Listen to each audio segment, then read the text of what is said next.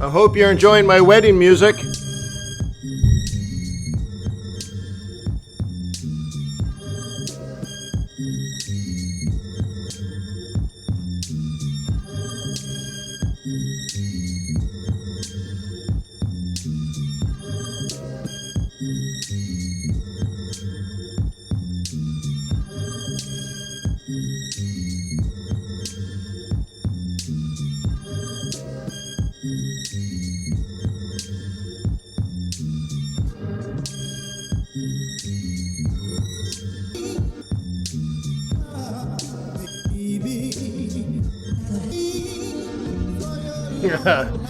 It's not lo-fi though, Alejandro.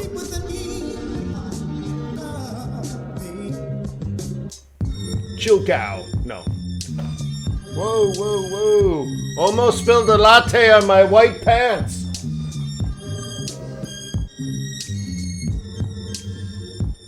Like what? White guys don't wear white pants? Oh, you're so racist.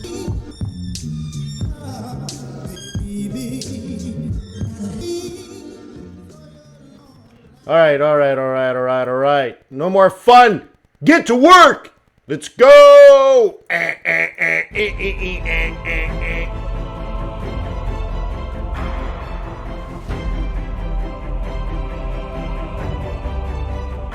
I know, Brad. Thanks for pointing that out.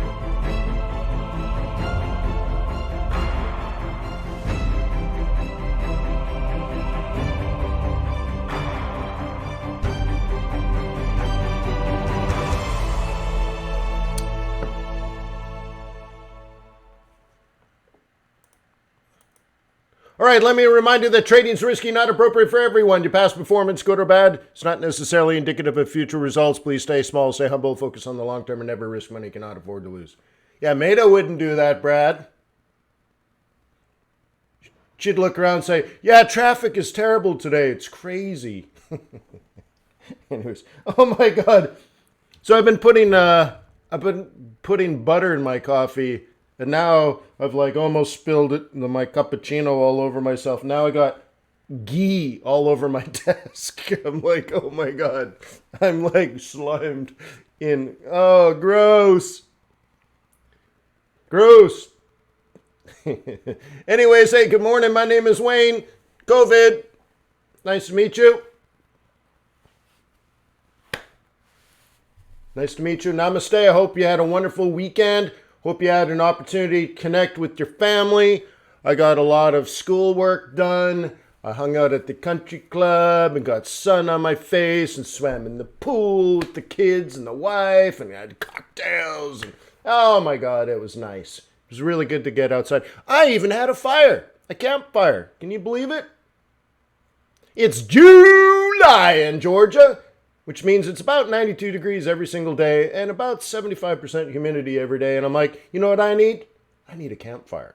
Why? Because I'm Canadian. So anyways, pretty interesting weekend. And I'm gearing up for final exams. And then I have no more Harvard. Ever.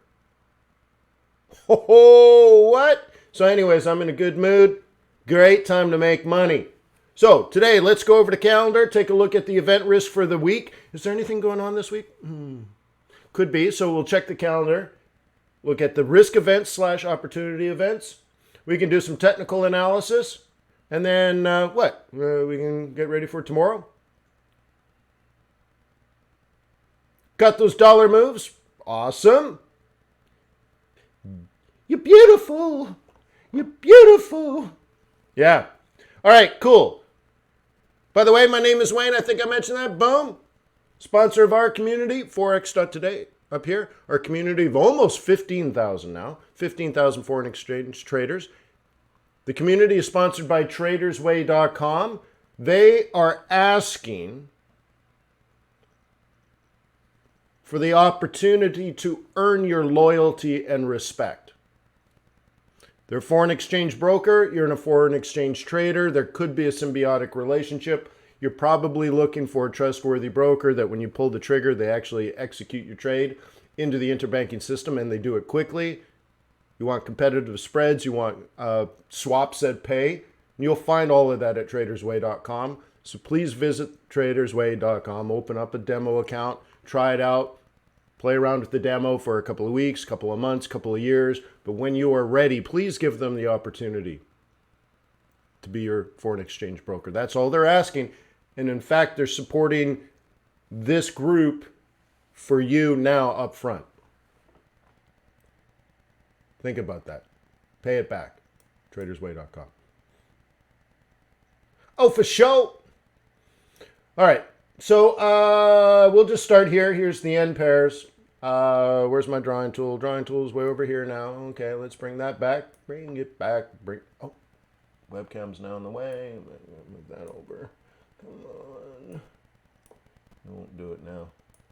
Man, I gotta move my webcam for this. All right. There's my drawing tool. Okay. If you were a bull. If you were a bull. If you were a bull. If you were a bull. And this is just a different time frame. If you were a bull. Now the interesting thing is back on Thursday, we were elevated very high on Thursday. And it seemed almost impossible. Like in the Thursday swing group, we were saying, well, what would you like to buy? Like, what's your plan? You're like, well, we need the yen pairs to fall like 250 pips so we could buy them. And it always seems impossible, even implausible. You're like, oh my God, there's no way it's going to drop 300 pips. And then even if it does, could we buy it, right? And there you go. All right, on HK. Sweet.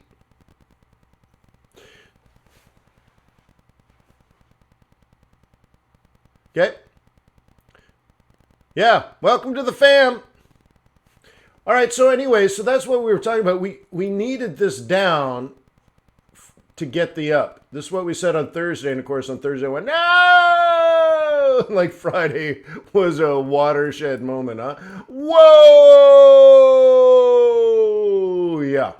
So anyways, the question is, are you still a bull now, or are you a bear? And of course, the opposite but equal part of that conversation is if you, as a bull, expect it to come down or need it to come down a couple of hundred pips, what do you think the bears are thinking? Okay? And one of the things we talked about back then is, you know, the patterns, catching the double tops or lower highs and lower lows and all that kind of stuff, waiting for a proper trigger, not just, right? But look at this. Reversing at the psychological level of 80 is not that, you know, not that unpredictable. You're unpredictable. So here it is now. All we're doing today is bulls are buying where bulls are buy, and bears are selling where bears sell. Right on, Barry. Hey, as long as you're at the charts in Asia.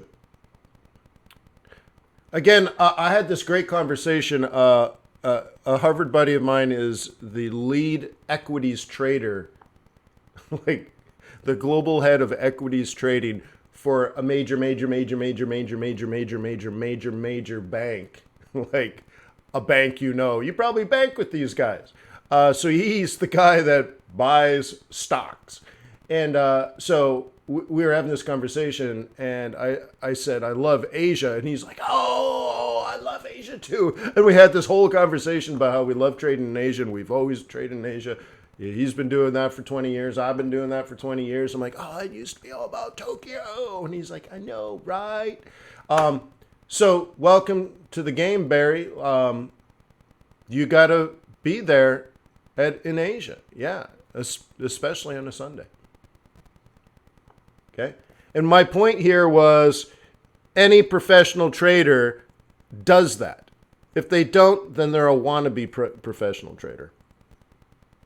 Okay.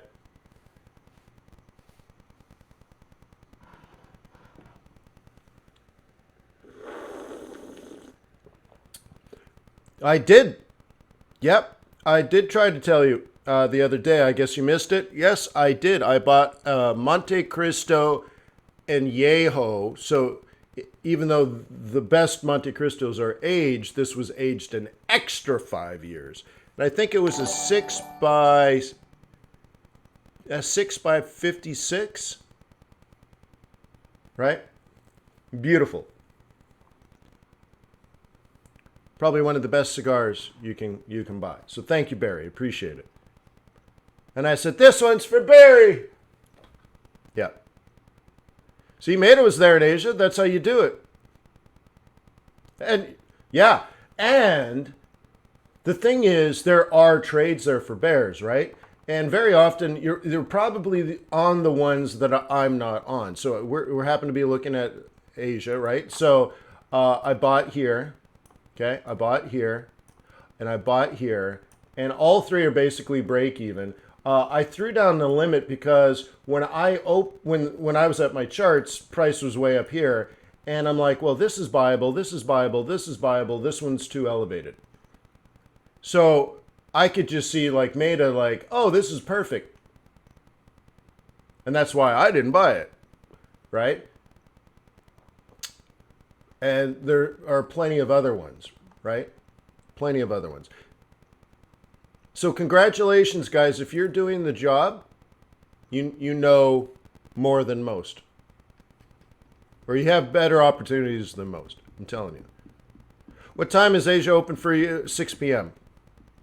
It fluctuates throughout the year. Sometimes it's 5, but I'm at my... So it was funny. So I just started my campfire outside, right? I got a fire pit here, and I got a fire pit down by the lake, but I got one right next to the office here. And the wife and kids come out, and they're like, hey, can we just hang with you? And I'm like, yeah, that's really cool, but I'm about to leave. And they're like, what do you mean about to leave? You just started a fire. There's like smoke everywhere. I'm like, yeah, well, I got my thing. She's like, what thing? Well, the market's opening. Asia's opening. Like, honest to God, this is our conversation. She's like, oh. So they're like, oh, well, I guess we'll just go inside for a bit. And then about 20 minutes later, she comes back outside. She's like, I thought you had a thing. I'm like, I did have a thing. She's like, what do you mean? I'm like, I went in. The market opened. I made my trades, and now I'm back outside. And she's like, oh. Like, there you go. Yeah, I was gone 12 minutes. How much more do you need, right? But it was on the clock. 6 p.m., I'm at my desk. 6:12, I'm back outside.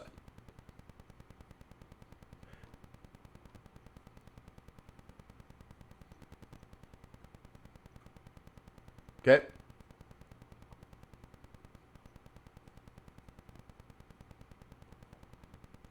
All right. Well, okay, so for those that aren't there, okay, let's look at this from the bullish point of view now. Okay, let's go back. Okay, we're using predictive pivots, guys. You got to use your tools. Okay?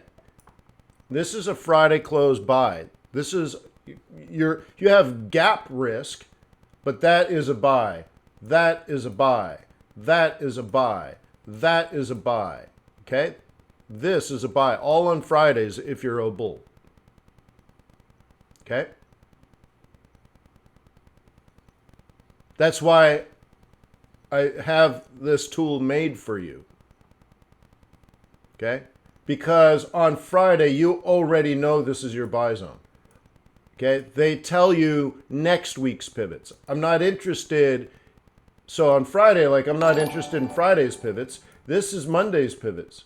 This is Friday's. I don't care. We're already on Monday. Here's Friday's pivots. I don't care. This is, or last week's. This is this week's. Last week's. Don't care. You're buying it here for the next week, right? You're always ahead. So that's how you handle that. Now, there's always an opposite equal risk for the opportunity, of course, is that it gaps down against you. Well, there you go. I mean, that's the risk. What else can you do about it? Okay? So you better be confident in your bias. Now, in trending markets, okay, I believe we're in summer, and I don't really believe summer trends. So I adjust my behavior, okay? But if this was a trending market, I would probably be buying on Thursdays or Fridays and front running this, okay? But during the summer, I wait. Because I don't, my confidence is waned. Okay? But right now I got 3 trades that are basically break even. And, I've been in them more than 12 hours. There you go. Welcome to July. Okay? Okay, now we can flip over. We can do dollar pairs, and then we can do gold, oil, and Bitcoin, and then we'll do the calendar. What do you stink? Smell like a plan?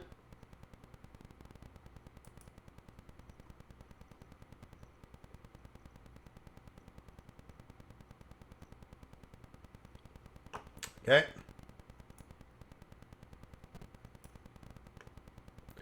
Let's put the same template here. Bullish, bullish, bullish. This is bearish. See it?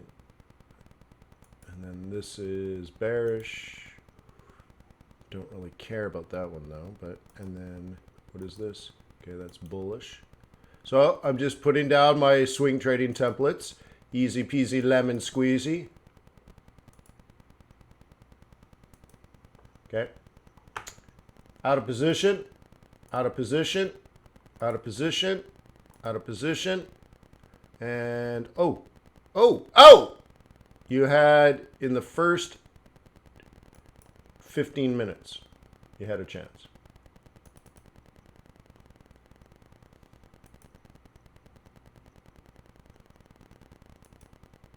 Nope. In the first 5 minutes.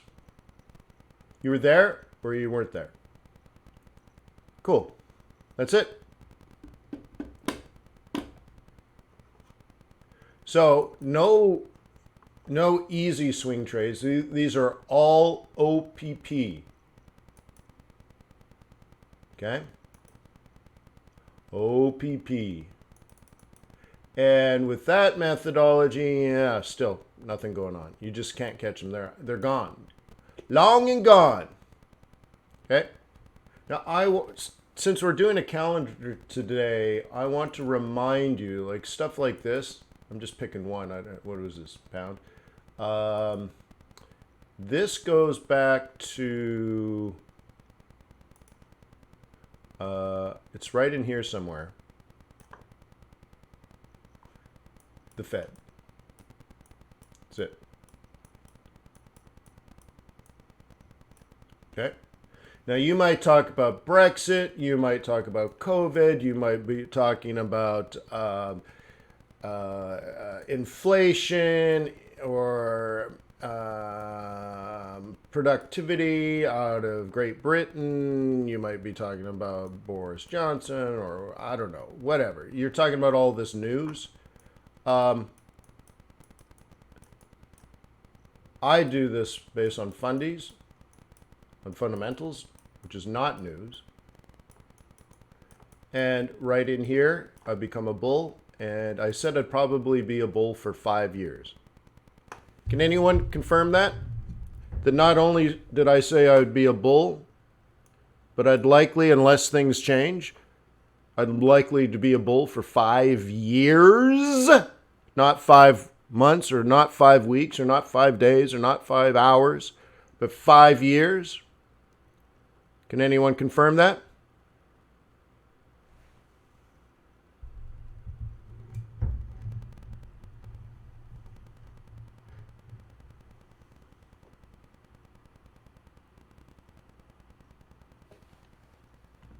Oh wait, there seems to be a lag.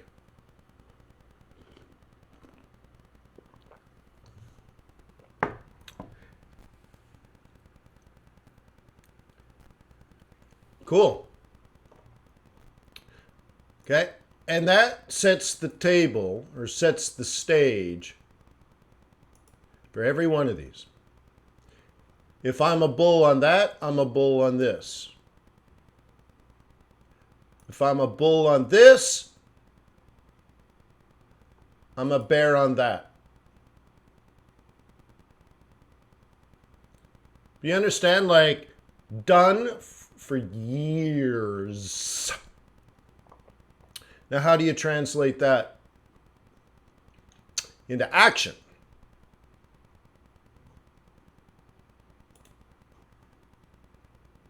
You start with that bias, and then you can go into monthly swings. Okay. Right now, the monthly plan on this is take it down to 131. Maybe 130, but doubtful. Okay, and because it's summer, 132 is more likely, but I'd say the general plan is, well, yeah, we'll say 132. Okay, take it down to 132. So a less than 500 pip plan, which is pretty all right. Okay, but that's the plan for the month of July. So let's take a look now for the week. Okay, so here's the monthly plan. And now let's do the weekly plan in pink. This was a sell last week, so this week is a sell. Cool. Kind of the same thing. Okay, but a lot more tactical in here. Now you have to have lower low, lower high. Or use the moving average crossovers, or use your oscillators, or use your I don't know, whatever. Use whatever you got.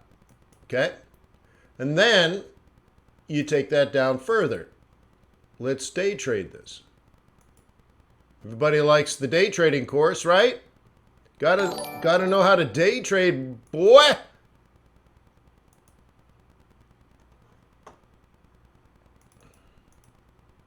Okay.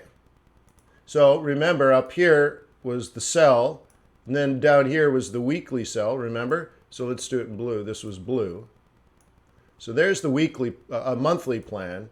Here's the weekly plan in pink. And now about the day trading. Well, you would have caught this but missed that. But then the daily and the weekly did this. So you can see how important these two things come together. Mentally, you need a pullback. Okay? And then, so that's sort of a strategic, this is your swing trade. And then you go into your day trade, and you're like, yeah, we're going to keep this below the 4-hour 21, and we're going to kick off this daily central pivot, right? Down, down, down, down, up, up, down, down, down, down, okay? And now you're trying to get lower lows and lower highs again. So your trade plan for this week now is on dailies, try to do this, okay?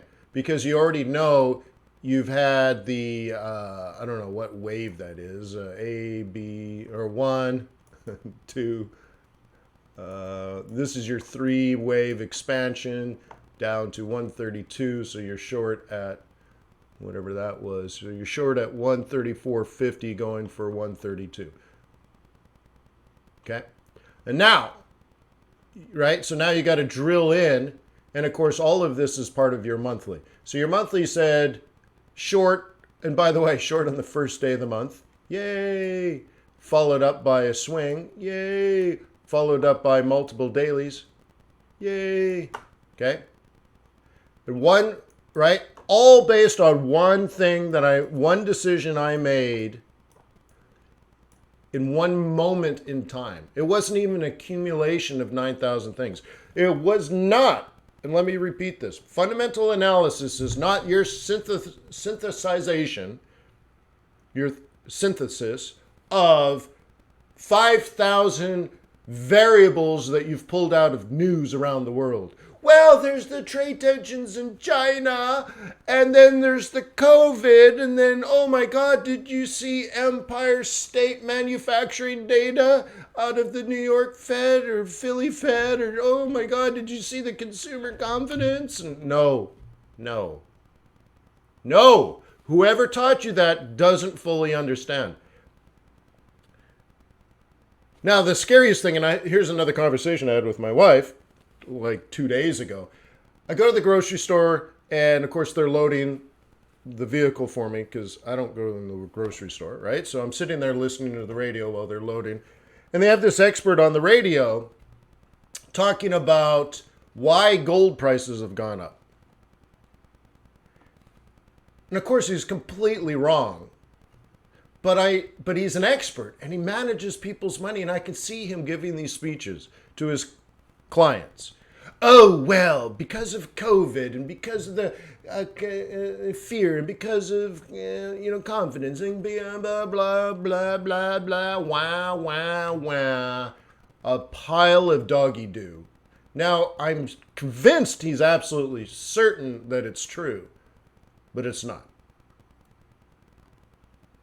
And that's why you got to turn off your TV and turn off your radio, because God forbid you start listening to that. I'd rather just teach you.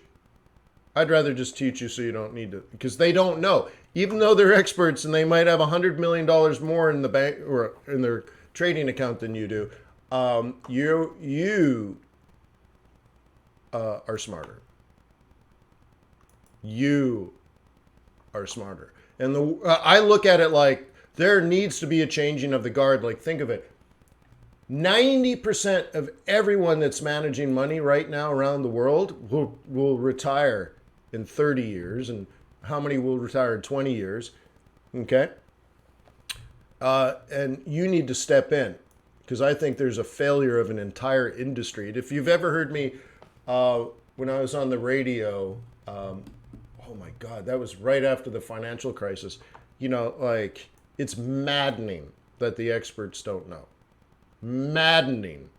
But to me, is proof that you need to step up and we need to replace everybody that's out there now.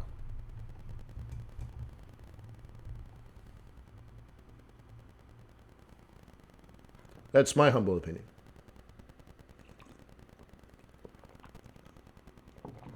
June 12th says, yeah, well, central banks are involved in buying gold. Yeah, but that's the right answer. June, you're right. You're right. This guy on the radio just babbled on about things he probably heard on CNBC. Regurgitated the same nonsense. So anyways. Right? And the funny thing is, and Americans are going to get mad at me now, but Americans always think it's America.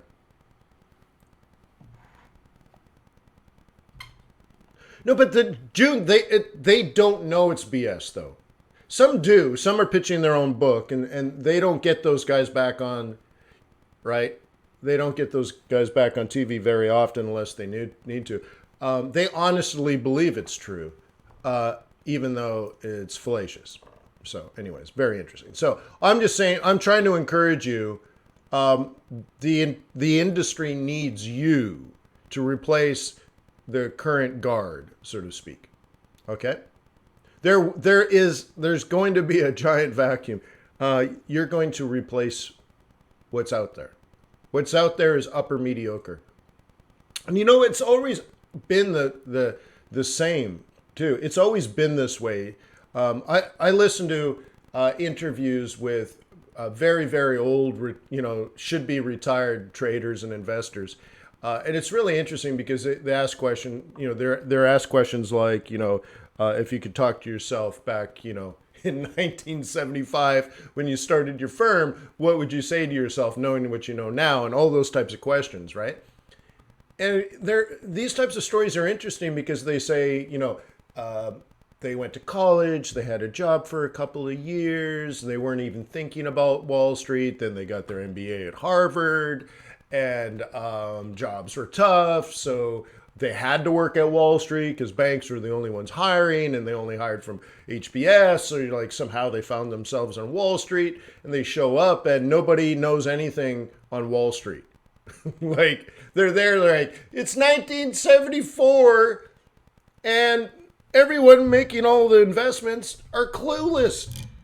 And you're like, well, I have a background in statistical analysis, so I used that, and turned out I can make better decisions than they could because they were just throwing down money left and right based on hunches, right? And so all of a sudden there was a changing of guard because he's like, well, I would just do analysis, make an investment, and it would take 12 to 18 months before the rest of Wall Street figured out what he already invested in. Not what he invested in, but why he did it. And then that vacuum would be filled. And he said the vacuum went from 18 months, that his alpha would give him an 18-month lead, down to like 12-month lead, down to 6. And he's like, now it's measured in, millionths of a second. The market is so efficient now. So the people that were on Wall Street in the past need to be replaced by people that are doing this, right? I think Wall Street in general will just turn into robo investors. I don't think you need to pay so this goes to Brad. Brad, I don't think you need to pay a financial advisor 1% of your net worth. That model's dead. I wouldn't join, right? You're being promoted to the Titanic. You're the captain of the Titanic. They're like, hey, we got a promotion for you, Brad. You want to be a captain of a ship? Yeah. Oh, here's the Titanic, right? No. You're too smart for that. That's why we need to put you into things that are a little more complicated. But when 99% of Americans should just be invested in the S&P 500 and are charged 0.00125 instead of 1.0, it should be 0.00125, then there will be a vacuum. So if all that money goes there, what's left? Well, anyone that is a high net worth individual will want to beat the S&P 500. You see what I mean? So if you have money, you're like, well, I need more than the S&P 500. I can afford more risk. I can afford more complexity in my trading because I have risk capital. And that's where you want to step in, Brad. Okay? You want to step in and trade wealthy people's money. Okay? And that you'll be able to do that. Okay? But that whole 1% model of find someone with, they got $1.5 million in the bank, and you're going to buy an annuity for them, and the kids are going to college, and so you're going to downsize their house and move them. Like, no, dude. I believe you want more than that, Brad. And by the way, instead of 1% of someone's net worth of 1.5 million, you should probably just create the plan and charge them $500. I think that'd be more ethical than 1% of their entire net worth per year. To do what? So, anyways, I think you should be a trader, Brad. Help rich people turn their 36-foot tri-level cruiser into a 46-foot tri-level cruiser.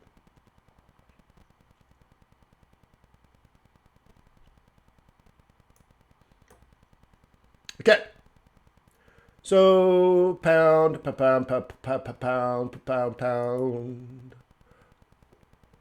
I pointed this out before. It is still here. Look at the importance of timing on a lot of these things. Look, every time you're in the pocket.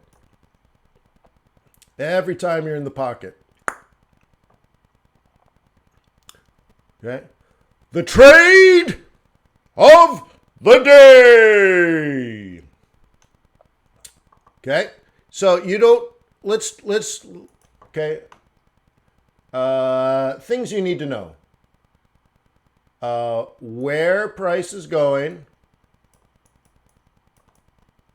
and when it's going to move. Right? Think of it. If you're military, you need to know where the enemy is going and when they're going to be there.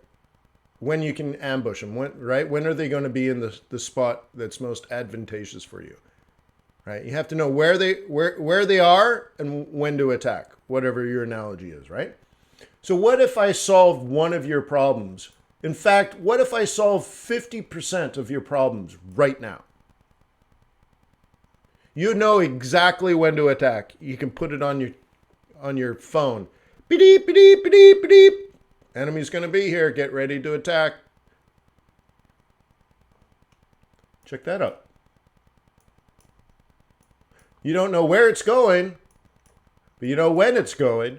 And then if you further do this and say, well, I'm a bull because of my fundamental analysis, you're like, should I buy it here? You're like, yeah. Should I buy it here? Yeah. Should I buy it here? Ooh, that looks high. No, I think I'll pass. Should I buy it here? Yeah, that looks good. Should I buy it here? Yeah, that looks good. So 4 out of 5 days, it was stupid easy. Stupid easy money. Now you can solve all your problems.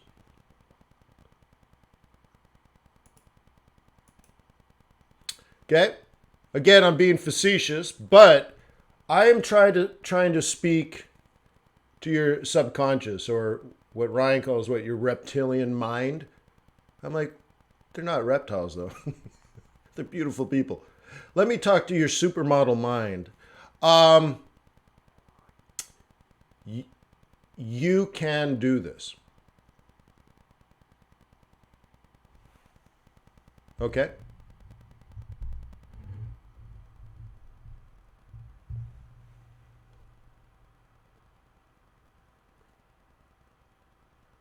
Yeah, okay, Gordon, we'll take a look. I don't hear that very often, so I'm not sure what that is, but we'll take a look. But again, I'm not talking to your reptilian mind. I'm talking to your beautiful supermodel mind. Right? Are those Asia opens? Why don't you figure that out? Okay? Why don't you figure that out? What if that just hit you like a sledgehammer? Figure it out. I'd be like a bulldog. You're like, I don't know what the hell any of that is, but I'm going to figure that out. So first thing you would do is you'd open up the pound dollar chart and figure out when those things occurred, even if you don't have the indicator.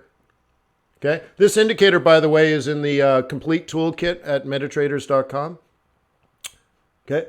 If you like it. But anyways, you can figure it out. Like, oh, when was that dip? When was that dip? When was that dip? You don't need it. Just figure it out. Do the work. Okay. Okay. Or you pay $150 and boom, it's there. Now you got it. Costs you $150. But anyways, it doesn't even matter why.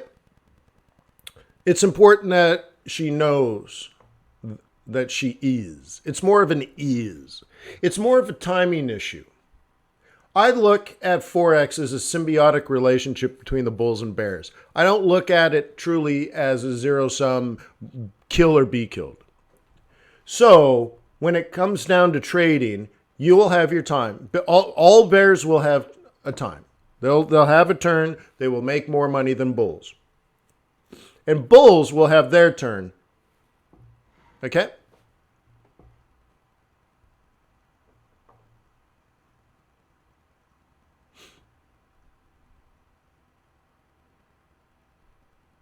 Okay?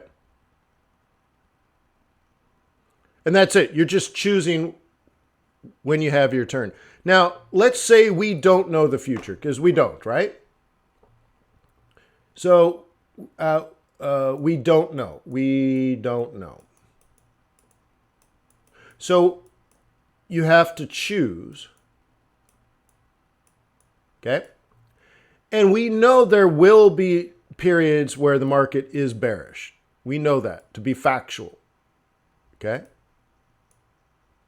We don't know when, okay, per se, but we know there will be periods, not just days, but often weeks and even months where it's more bearish than bullish. But we also know there are going to be periods that it's more bullish than bearish.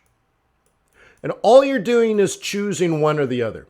Now, because you understand technical analysis, you know how to do one or the other beautifully. What we don't actually know, however, because this is true, we know the market will go through periods of bullishness or bearishness. We know you're an expert in technical analysis and can spot this and know when to trade, which means you will be profitable, because if you're selling in a bearish market, you have to be profitable, right? And vice versa. If you know technical analysis and you know how to spot a bullish market and then you trade bullishly, you will be profitable. What we don't know, however, is which one will be more. We don't know which one will be more. We don't know what market conditions will be less common. We don't, okay? We know one of the, like, I doubt the market will be split in half at the end of 1 year. It was equally bullish and bearish. I don't think that would be likely. I mean, it can happen, but it means over the course of a year, there's no trend, or whatever trend was in place has collapsed. And that's even more likely than a range. That's like you had a giant bullish market and then something risk off happened and then it was incredibly bearish, okay? But see, in that scenario, you might have 6 months where the bulls just make money hand over fist, and then 6 months where bears make hand over fist. But the thing is, you just need to be one or the other. And at the end of the year, depending on your choice, you'll either have a good year or a great year. A good year is where you only sold in a bearish market, but it was only bearish 30% of the time. So 66% of the time you didn't trade money, but 33% of the time you made money, and therefore it was an all right year.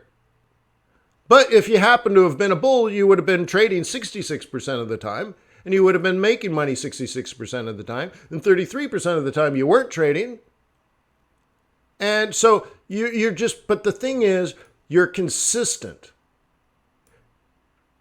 And you're not even control in that sense. Like, this is not sort of an alpha question. This is a beta issue. Okay? And we know you've already tried for the last 2 or 3 years of being bullish and bearish, and you wouldn't be in this meeting right now if that was better. Okay? So all you have to do is make your decision. And that's probably the hardest thing that I'm putting in front of you. The hardest thing is that you have to make a decision. And then you have to have the patience and the discipline. And I've been saying this for almost 20 years now. All you have to do, the two most important skills that you have is patience and discipline. And you're like, yeah, I'm patient, I'm disciplined. All right, you might have to go 6 weeks without a good trade. What? And you have to have the discipline to wait for the market conditions to go from bullish to bearish. What? And there's the challenge. Okay? Okay? So if Maida is on the wrong side of the beta, she'll have a year where she doesn't trade a lot, but when she trades, she'll make money. Okay? And keep in mind what's your opportunity cost? Your opportunity cost is you can take let's say you have a $10,000 account. You can put your $10,000 into what? What's the alternative, guys? You have 10K. If you're not a Forex trader, what would you do? How would you invest your money? What's the easiest, most logical thing? You don't trade You're not a, and don't say like options or futures, or it's all the kind of the same thing. If you're not a trader, what would you do? What's your passive income? What's your passive opportunity? What do most people do with their money?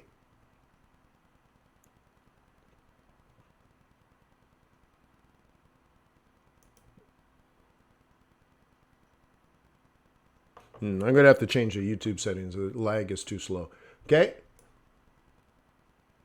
Maida could put her money into, let's say, the 10,000 bucks into the S&P 500.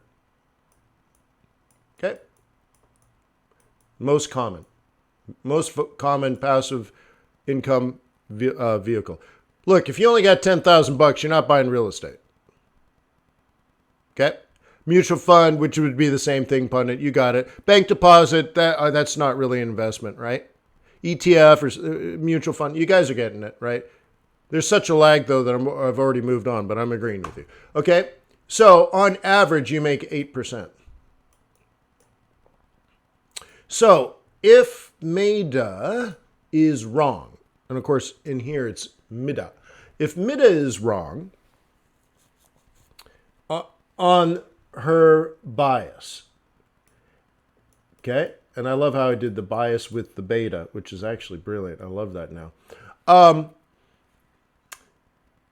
If she's wrong and doesn't get many trades because she's risk off in a risk on world, we do know there will be risk off scenarios inside of a risk on world. All she has to do now, even with her beta wrong, so we'll do like Maida's beta is wrong, she still only needs to beat 8% a year to be better off being a currency trader that goes long periods of time not trading and short periods of time making money. And then, of course, eventually the bullish market will turn bearish. She's hardcore, she's disciplined, she's smart, intelligent, and skilled. And then the next year she makes 48%. And by the way, since she's a risk-off trader, her next door neighbor with all their money in the S&P 500 is negative 14%. And she's up plus 48. Why? Because she did something different? No. The market giveth. The market was risk off, and she's skilled and took advantage of the opportunity. But it's not like she jacked up her risk, because we're always interested in risk-adjusted returns. No, the only thing that happened was her beta was correct. The beta agreed. The market agreed with her analysis. And the passive income is when, right? On the long run, the stock market makes 8% per year. Well, in the short run, it might be up 28. Okay. So last year it was up 30%. And then this year it was down 30%.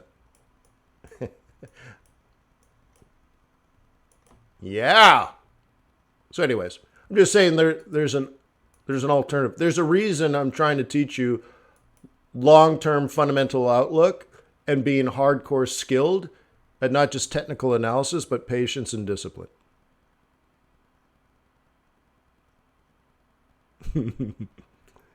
Me. That's pretty funny.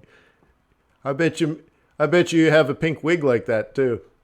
That'd be fun. I found a picture of me in 1997. I had the 70s disco outfit on. It was pretty cool. Yeah.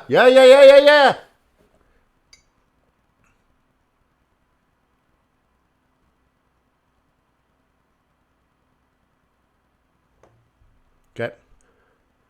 All right. So let's move on. We did some technical analysis on the dollars and the yens. We did some trader psychology. Let's do the news. Forex.Today. Forex. Forex.Today. Cleared my cache, so I don't have the URL.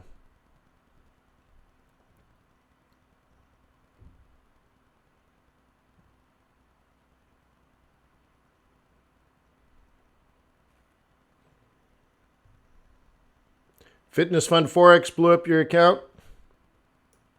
Well, that's good. I think I said on Friday, like, the world doesn't need more mediocrity. Why would you need 7 years to blow up your trade account? If you're going to blow up your trade account, might as well do it in 7 days.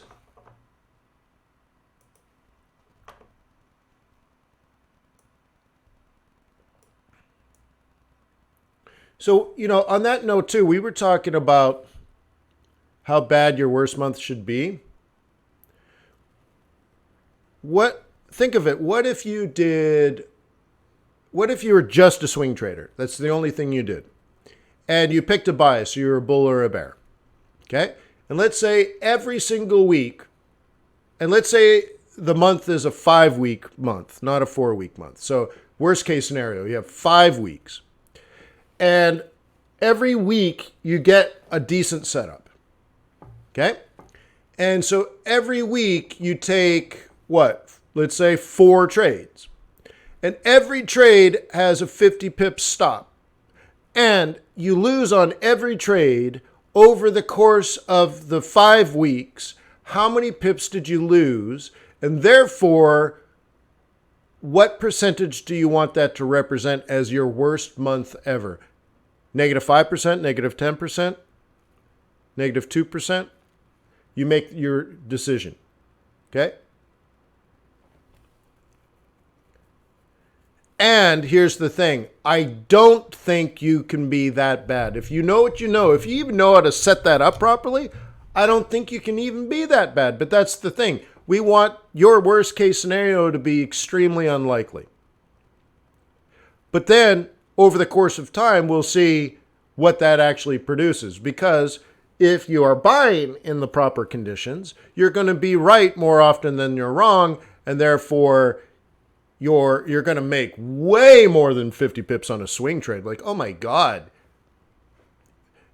If you make 50, no, your minimal acceptable performance for a swing trade is much more like 150 pips per trade, but you're kind of going for more like 300 pips, right? So if you bust out in 1 week and you lose 50 pip trades, not a problem, because next week you'll get 250 on the trades. It all takes care of itself because you have a proper strategy. So I was thinking like maybe that would be helpful exercise for you to ponder on your methodology of trading, the amount of risk you take, and then of course the kind of reward you go to. Because remember, and I say you, but I'm not talking to you specifically because I don't know who you are, but one of your problems is that you don't let the winners run. You see what I mean? So now we've defined maybe 50 pips is enough on your swing trades, and you're not allowed to touch your trade until you get 150. So now you can do the math. What percentage of your trades do you need to be right to be at break even? And the answer to that is 33%.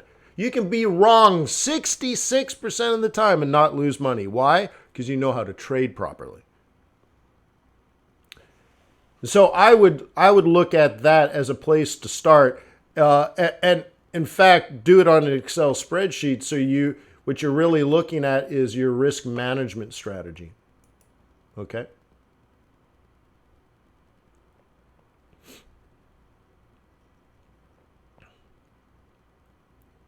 Okay. Not at this time, GT. Okay, let's do a high impact. Let's just do the biggies. Let's see. Durable goods, not interested. Okay? This is not interesting. And it's already happened anyways. Not interesting, I don't care. CPI out of Australia, yeah, we've had enough news out from them recently. I don't think it matters that much. Okay? It's not going to change the fundamentals. Yeah, it's news. It's not going to change any fundamentals, and I don't even think it's going to create volatility. So that's a snoozer. Okay? Interest rate decision, monetary policy statement, and press conference. Whoop! Now, typically this is not a live meeting, which means they don't make any decisions here. In fact, they're all on vacation, is the typical scenario here. I would not typically pay attention to this one. This one, though, may actually be important. What could they do, though? I don't think they can actually change a policy. I don't think they can cut. I mean, maybe they buy something new. I mean, I think they're going to say something that will act like an action. But I don't think they're actually going to do an action. You see what I mean? Like, they want to let people know they still have their eyes on the prize. They're still monitoring grandma's pearls. Okay? That everyone's going to be okay. We're going to get through this. And they're watching this tirelessly. But of course they're not. So I think they're going to say something that's going to seem very similar to doing something, but I don't expect a July meeting to truly still be live. Go to 0.000. Why? That's going to solve COVID? So, no. I mean, we're basically there already. I mean, maybe, but not negative, right? I think they're going to say something like, we might buy different types of assets, or we might do this, or we're thinking about something. Or they'll add something inconsequential, but at least it's doing something. Like it's, I don't know. I extend a program. What we need is the federal government to do something. That's the big thing I've been telling you to wait for. Right? I think I said 1.6 trillion. So when the government gets together and do something, that's what we need. So there's nothing for the Fed to do. They've done more than enough. What they do now doesn't do anything. So I think it's going to be some form of jawboning to keep people reassured that it's not, the support of the Fed isn't over. But whatever it is, it's lipstick on a pig, okay? It's meaningless except if you have emotions. Okay, GDP, okay, yeah, some volatility, sure. GDP Thursday, yeah, all right. And then out of CAD, okay, yeah, same thing, yeah. So Wednesday's obviously the key day. Everything else is sort of, no one's even around anyways, right? No one is even around, so, right? So even if it did matter, I don't think it would matter that much. Although maybe less people have gone on vacation this year, right? So more people are sitting around. Now, next week, so now we're already talking 7 days from now. Okay? ISM manufacturing, yeah. RBA interest rate decision, okay, yeah. Not even the interest rate decision, but what they say is what's going to be important. Okay? They're not raising interest rates. They're not cutting interest rates. So that will keep things bullish. And then their statement, they're going to say something. I love it, man. I love it. Okay? I love the Aussie dollar. Cool. Then we go to ISM services on Wednesday. This is a good one. This is good. This is good. This is going to be really nice. Okay? Wait, is there no ADP? How come there's no ADP here? I think there's supposed to be ADP here as well. So we have another dumb prediction at 8:15 and then ISM services at 10. Okay? Thursday. Great British Pound is going to move. And then RBA again. So next week, right now, okay, dollar's going to move next week. Great British Pound is going to move next week. RBA is going to move, right? The Aussie dollar. So which one do you want, right? Start trading these now, maybe. Be ahead of the game. And then Friday, next week, not Friday today, but 2 weeks from now, the day after I finish my master's degree, I might show up to non-farm payrolls drunk. Is that okay?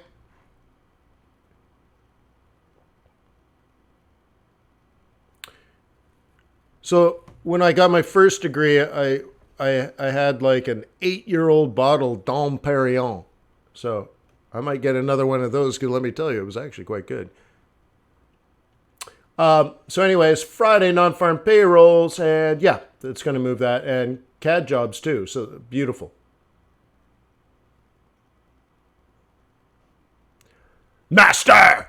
Master!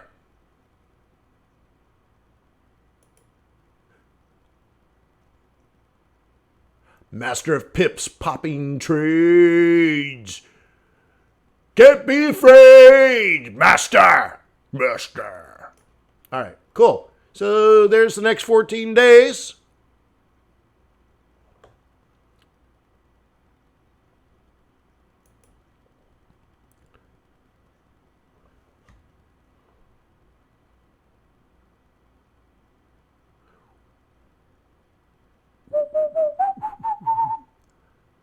Yeah, Raymond's already front. Well, and that's the interesting thing. I wasn't going to say that here, but shh. Shh. Don't speak. Just listen.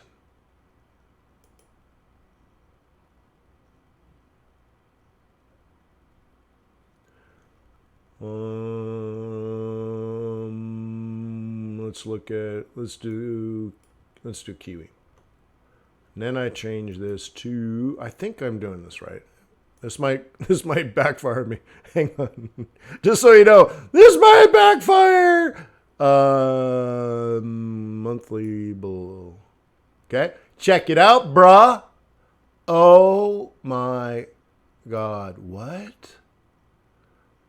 I'm actually long August right now. I said, what? I'm in my August trade. I'm already in next month. I'm already 14 days ahead on this trade. If you want it to look prettier, I can do it this way. I'm already in my August trade. Shut up! Yeah, it's true. So let's put here. Shut the back door! Yeah.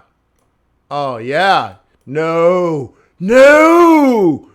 No. It's true. It's true. Yeah. I'm in my August trade. Wah, wah,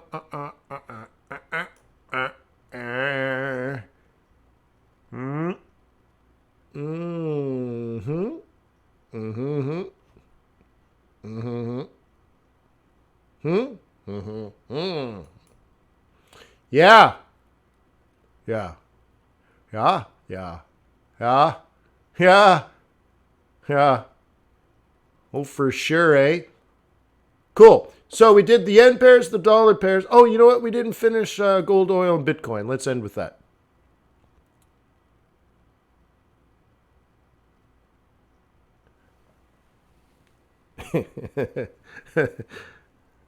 Salado Club's like, hey, please come drunk. Problem is, I don't get drunk easy, but then when I get drunk, I get really drunk. And you're like, wow,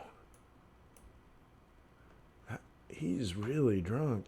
But I usually maintain control. All right. Oil. Let's just clear this up. Let's clear this up. Let's go in tight.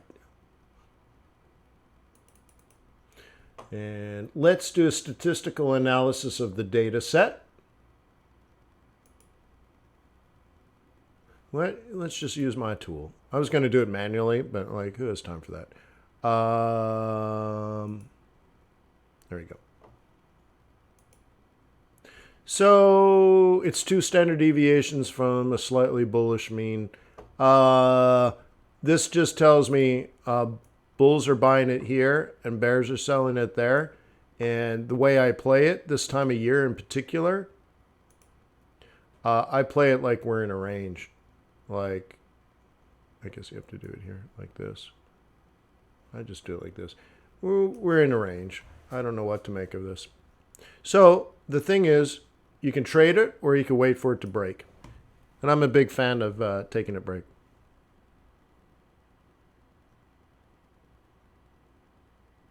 Okay.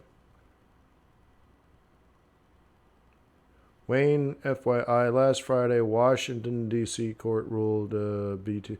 Well, that banks can hold them, can provide custody services. I don't know if that's quite the same, but maybe you've read more of it than I have. I haven't read anything, so. But yeah, as far as custody services, sure. That doesn't make it money. Okay. For example, a bank can SKR your gold, right? A safekeeping record. And then you can trade your SKR as an instrument.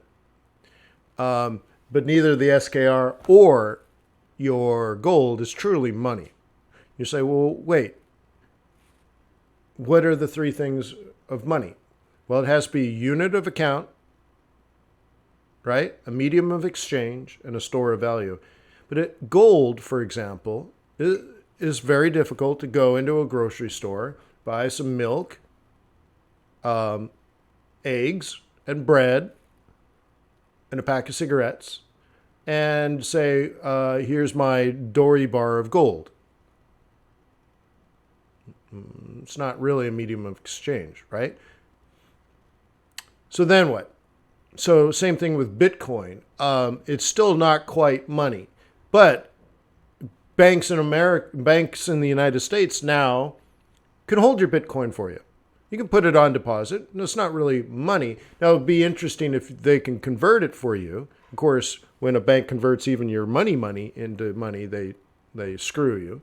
But nonetheless, they can hold your gold, they can hold your silver, they can hold your platinum, right? And they can hold your Bitcoin, but that in of itself doesn't make it money. But they can hold it, right? That's called custody. Okay? All right. Let's take a look at Bitcoin. And yeah. Now, our plan was to take it to 10,000, right? Do you remember was it last week or last month? Last week. Last week, right, we had it going from 9,000 to 10,000. I'm not so sure what it'll do now, quite frankly. 10,500 maybe. And then what? Well, then there's real risk beyond that. Okay? But I got you your first 1,000 pretty easily after here. I'll be honest with you. I don't know how far it'll go further. Okay.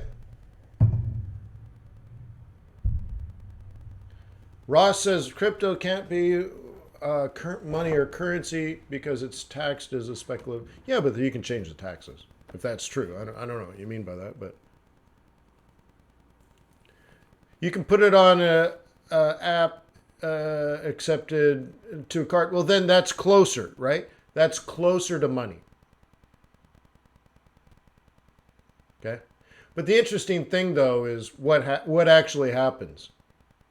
You're actually converting your Bitcoin to money most of the time. Now, I've seen ATMs that are Bitcoin ATMs and stuff like that. We're just whatever, like whatever you feel like. I'm not. I love blockchain. I don't have an emotional attachment to Bitcoin or others, but I don't have an emotional attachment against it either. But there's just a very clear delineation of what money is, and it's not quite there yet. Could it become money in the future? Sure, but I think we would just have US dollars as Bitcoin. Like we'd have USD crypto and Bitcoin becomes obsolete. I don't know. So I don't know. I don't really care. But while I'm there, I can take advantage of the changes in market conditions. So if that pushes Bitcoin to $100,000 per Bitcoin, good. We can trade it. If it brings it down to zero, great. We can sell it all the way down to zero. Doesn't matter to me. Okay?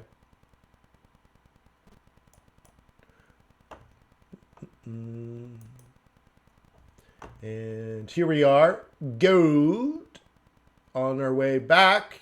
Crazy, huh? 2000. On our way back to 2000. Okay? And the idiot on the TV, or sorry, on the radio, gave us a bunch of nonsense about why this is happening. I want you to look at this and say, this is central banks.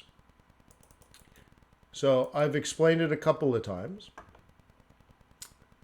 And here's a pop quiz. Now, this is dangerous because there's about a 30-second lag. But let me ask you, since this moment in time here, let's do it here.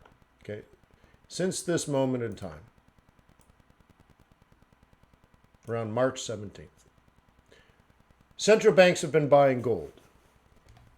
I want you to tell me very succinctly why. And don't do like generic nonsense like fear, greed. No, tell me exactly why a central banker would spend billions of dollars buying gold. What is the policy? The buying of a gold is only a mechanism to achieve an end. What is the central bank's strategy? Why would they do it? Okay, please answer that question. I will wait.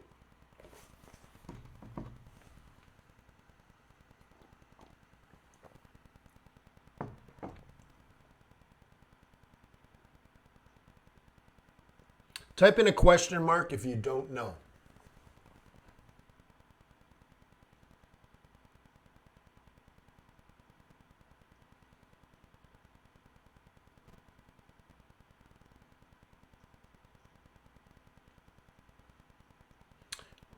Anthony Stone, no.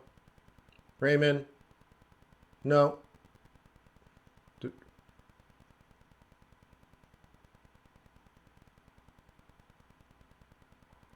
Because USD, no.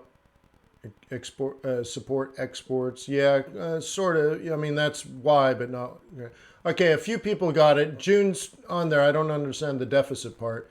But KJ says weakened currency. June says devaluation, monetary theory.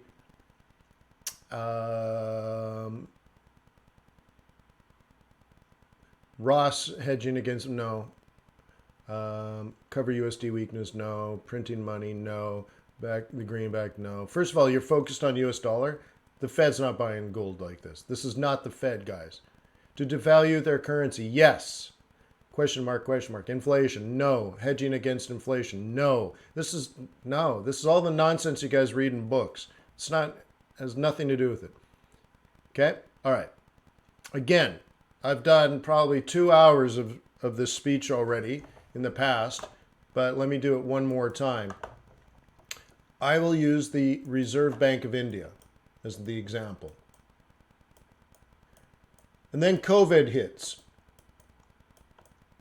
And the entire Indian economy shuts down. Risk off.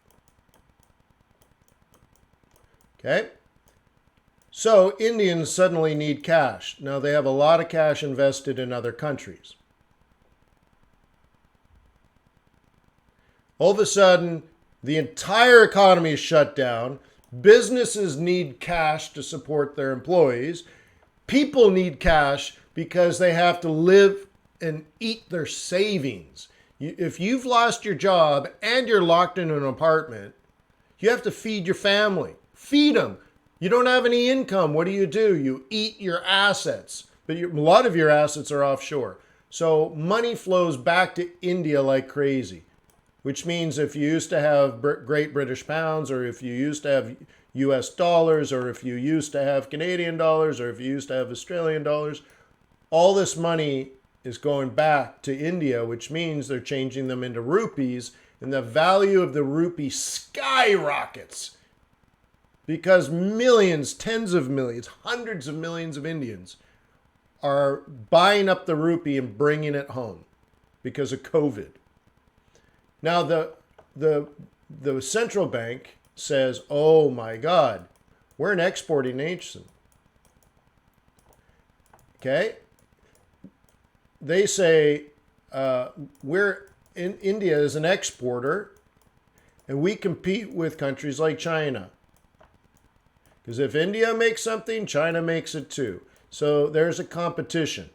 And and this is at a time when the economy is struggling hardcore. They're like, "Oh my God, we need exports to increase." But suddenly the rupee skyrockets in value, which as priced in rupee, the same product from India has gone up in price relative to the same or comparable product out of China, which doesn't have a skyrocketing currency. Then suddenly, at the point when India needs any level of business activity, they find out they've lost all competitive advantage. No one in their right mind would buy whatever India is selling versus what China's selling the same thing, because the thing from China will actually be cheaper as far as foreign exchange is concerned.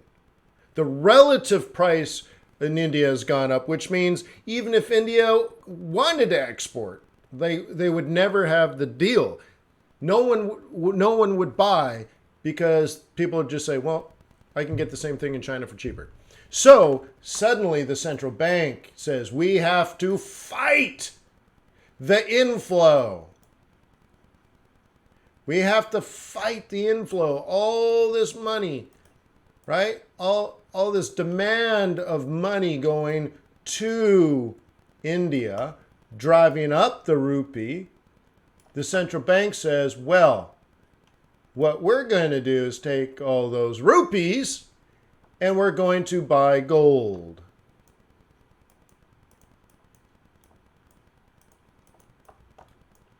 And a gold is a great asset to keep on the balance sheet of the central bank. But what are they actually doing?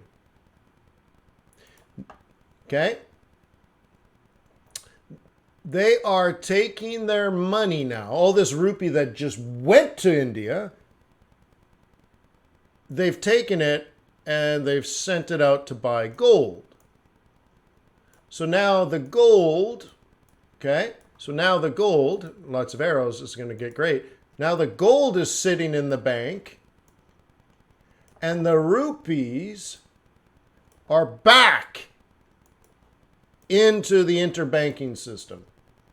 The quantity of rupee globally in the interbanking system has gone back up. It diminished because it got pushed into banks in India. Then the Bank of India, the bank for all banks in India, took those deposits and exchanged them for gold, which they recycled them back out into the interbanking system and instead put the same value of gold in their banks. So the assets and liabilities still balance, but instead of rupees at the central bank, they have bars of gold in the central bank, pushing the rupees back into the interbanking system and lowering the value of the currency, which then makes Indian products relative to Chinese products once again competitive. But of course, the idiot on the radio doesn't know anything about that. He's never even been to India. Doesn't like fundamentals. He likes the whole fear and inflation nonsense. Nonsense. Okay? Absolute babble. But he's on the radio. So, anyways, since right here, exporting countries, and I wouldn't be surprised if it was a big part of it is emerging market exporting countries, have been buying up gold to devalue their currency based on global money flows. And this has to do with people being locked up in their apartment with no other means to feed their family because they have lost their jobs, no other means than eating their savings. Quite literally eating their savings. They've brought home their money, which was supposed to be for retirement. They've brought it home and they buy groceries with it. And don't forget Netflix. And they're eating this down. What do you think is going to happen when we can safely feel like we've gotten through COVID-19?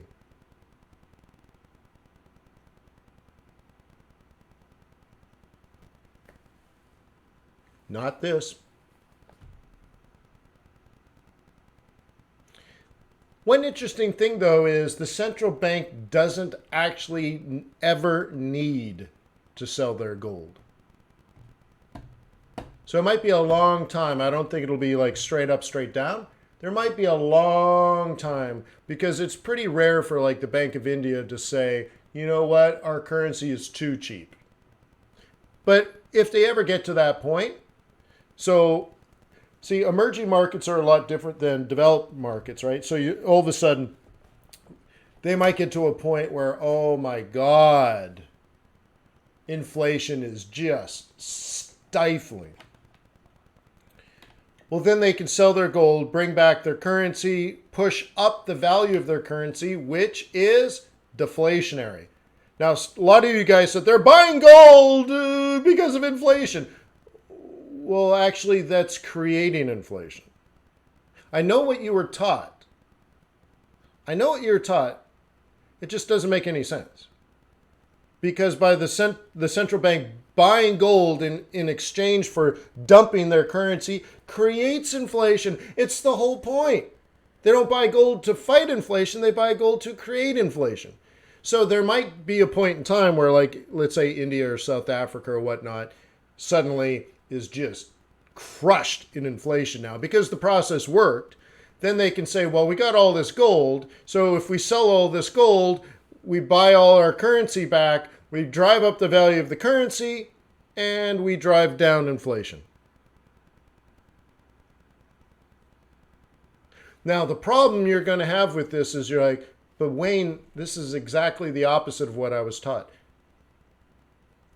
And this was my problem of like going back to university in my 40s. Because I walk in and I'm like, lots of the stuff that are taught in the textbooks, I completely disagree with.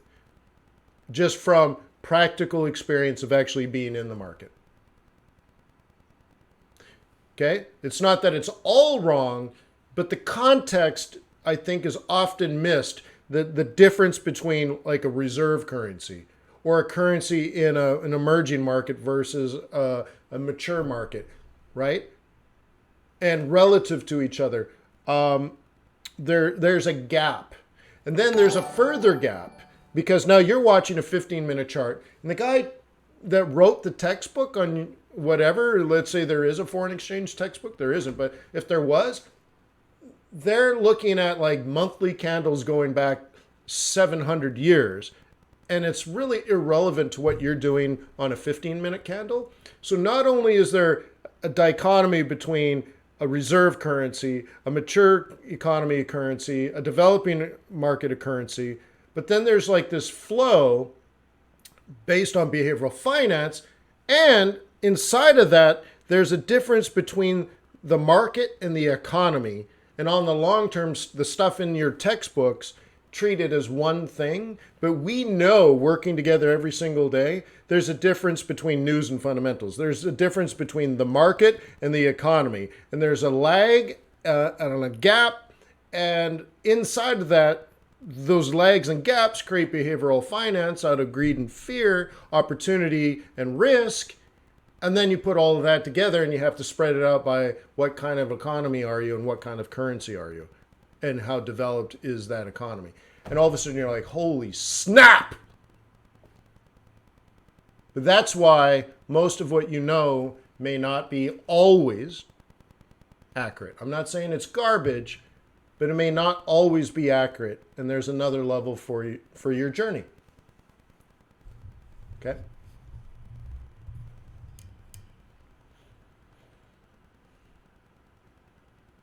HK says, well, if the Indian currency is strong, well, now it's been weakened, but let's say in that process, would they be able to buy more compared to what? Okay. Do Indians, for example, if you're buying food, okay,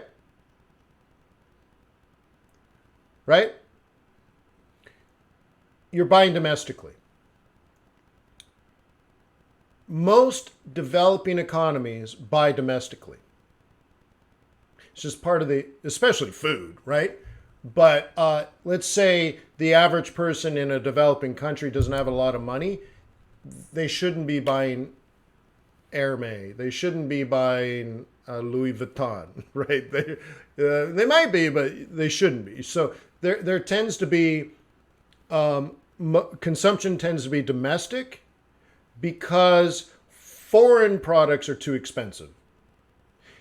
In developed economies, very often their own manufacturing is too expensive, so they buy from overseas, right? So typically, let's say the United States buys from China and India and Brazil, so on and so forth, right? So there's sort of a flow of this, and it comes down to the cost of the labor, okay? So like you have production functions, right? You have capital and you have labor. And then you have the efficiency of each, which is the alpha, right? So how smart your labor is and how efficient. And I think they're squared or something. I can't quite remember. But developing countries tend to have very, very good capital. They have the fastest machines. They have the smartest computers. And because they don't have any labor. And then poor countries tend to have a lot of labor. And like, why would you build a more efficient machine when you can just hire another worker, right? So there's this balance, right? So long story short, based on production functions and equations, Indians would bring their money home and spend it domestically because labor and local products like food is just going to be cheaper. And that's what they need. You know, if you lose your job, you're not likely to lose your house immediately, but you do need to eat. And you do need to feed your wife and your children, or your spouse and your children and your loved ones and stuff. So that's where that money typically goes. They're not buying LG TVs from South Korea. Okay? Right? Now, India might buy F-15s from the United States military, but what we're talking about is kind of different now. We're talking about if you're bringing your money home, you're spending it domestically. And therefore, there isn't an advantage. Okay? Does that make sense? Cool. Well, I went too long today. I apologize. I don't know how long it's been. There's a timer somewhere. I just don't know. But anyways, I want to thank you for being part of the Forex.Today YouTube community. Almost 15,000 of us. So I appreciate you and the loyalty and respect you show me every day. Let me ask you to please like, subscribe, and comment on the videos. If you leave comments that describe what you learned today, then they're searchable from your YouTube back office, and you could actually create an archive of knowledge so you could go back and say, hey, he mentioned something about gold and central banks and inflation. You could document that and maybe 5 years from now do a search inside your whatever they call it on YouTube, and you can find out where that video was and watch it again. Also, please give an opportunity to Traders Way to earn your loyalty and respect. Visit tradersway.com and open a demo. I will see you tomorrow. Thank you for being on my team. Thank you for being a positive influence on my life. Thank you for your good karma, your patience, and everything that you show me every day. Much love. Gotta go. It was real.